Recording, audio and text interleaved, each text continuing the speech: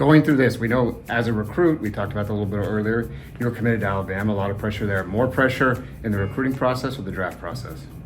Ooh, I think recruiting. I think kind of you find yourself in college and find out what you're about and kind of your values and just being myself throughout college. So kind of feel like the recruiting process in high school kind of prepared me for that, of getting used to it. But I'll probably say recruiting in high school. I'll say recruiting process. Recruiting process because you 16, 17 years old and you got coaches that got family trying to get you to their school, and telling them no is the hardest thing. So I don't got to tell nobody no at the NFL.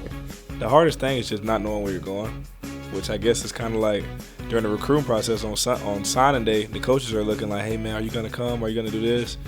Coach, you'll find out.